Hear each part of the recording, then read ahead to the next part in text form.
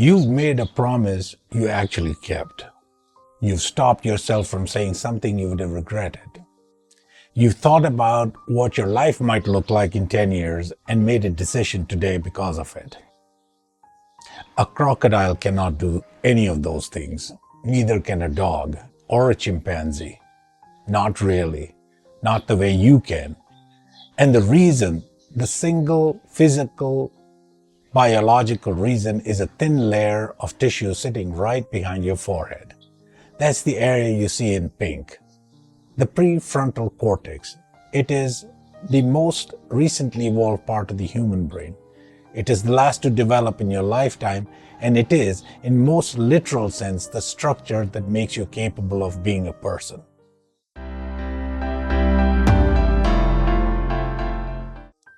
The science is only here to build your foundation, a working knowledge of how stillness and wellness actually function. Because you can't master what you don't understand. Stay with it, because the deeper, life-changing conversations are coming, and that's where everything shifts permanently.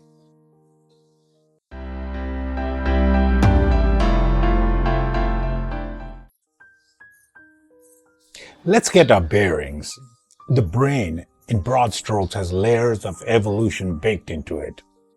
Deep in the center, the oldest parts, the brainstem, regulates heartbeat, breathing, basic survival. You share this with reptiles. This has been around for hundreds of millions of years. Wrapping around that, the limbic system, emotion, memory, threat response. The amygdala that we talked about in previous video lives here. You share a version of this with most mammals. And then, sitting right at the front like a hood ornament on the whole structure, the prefrontal cortex, the newest addition, disproportionately large in humans compared to virtually every other species on the planet. It sits just behind your forehead. If you put your two fingers between your eyebrows and press gently, you're pointing roughly at it right now. And while the older parts of the brain are loud and fast and reactive, the prefrontal cortex is quiet, slow, and deliberate. That contrast is everything.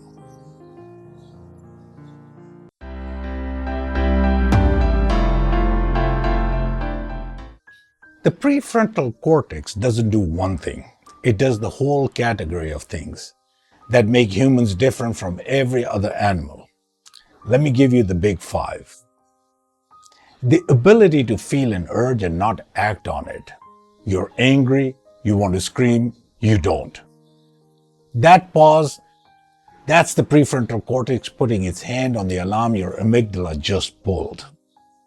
Thinking forward in time, not just what do I want right now, but what do I need to do today so that the next year looks different. No other animal does this the way humans do.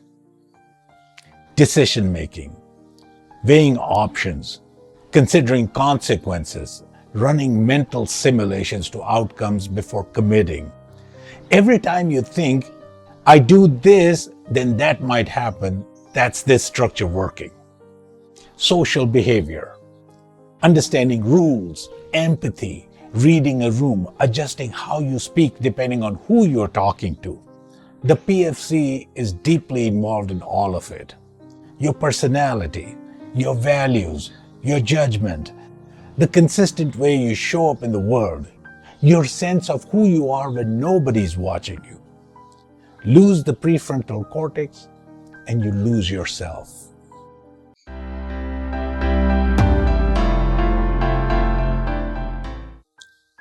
I have to tell you about Phineas Gage, because nothing explains the prefrontal cortex better than what happened to him. The year was 1848 in Vermont, USA. Railroad construction worker. By all accounts, responsible, well-liked, calm, good at his job. An explosion drove a 13-pound iron rod 3.5 feet long straight through his skull. Entered below his left cheekbone, exited through the top of his head. He survived. He walked. He talked. He remembered his life. His intelligence, by most measures, was intact, but his personality was gone. The man his friends and his family knew, gone. He became impulsive, profane, unreliable, unable to follow through on plans, unable to respect social norms. His doctor, John Harlow, wrote, and I paraphrase, that Gage was no longer Gage.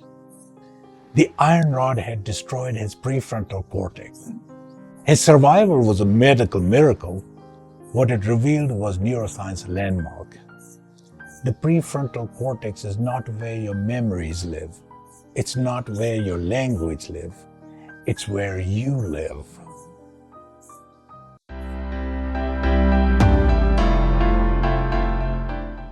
Here's the part that should change how you think about young people, and honestly about yourself.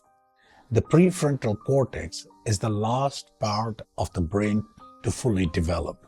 It is not complete until roughly age 25. 25. That means every teenager you've ever met, including the one you used to be, was making decisions, taking risks, reacting emotionally, and navigating social pressure with an unfinished prefrontal cortex. The impulsivity isn't a character flaw. The inability to think long-term isn't laziness. The emotional volatility isn't drama, it's biology. The hood ornament isn't fully installed yet.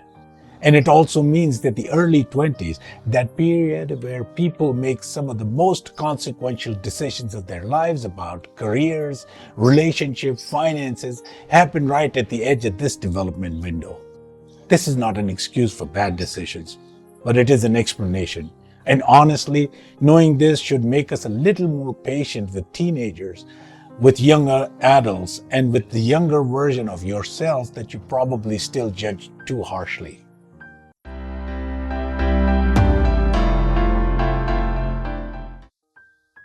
Here's the deepest idea in this whole video. Your brain is essentially running two competing systems every single day. The fast system, the amygdala, the limbic structures, the ancient emotional brain, loud, reactive, immediate, feels everything right now.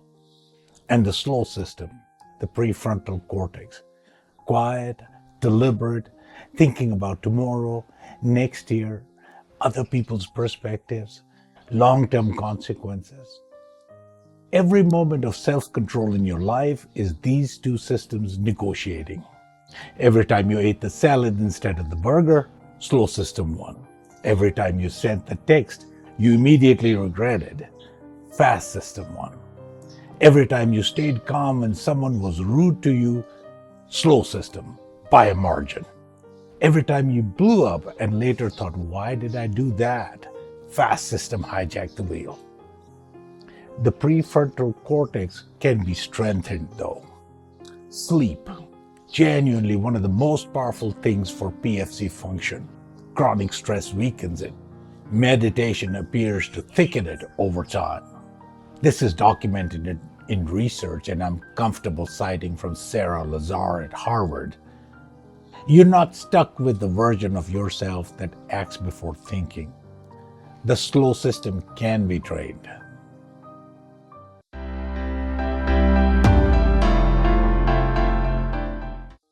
Every animal on this planet is mostly its instincts. Hunger, fear, aggression, reproduction, react, survive. And you have all of that too. You feel it every day. But right behind your forehead, there is something that no other species has in quite the same way. Something that can look at an impulse and say, not yet. Something that can imagine a person it hasn't become and start moving toward them. Something that can choose. That is the prefrontal cortex. That small, quiet, late-blooming piece of tissue is the reason you can have regrets, and the reason you can do something about them. It is, in the most precise and literal sense, the part of your brain that makes you human. Hope you enjoyed the video. Hit like, subscribe, leave a comment below, and stay close. This channel is built for people who are done settling and ready to actually live.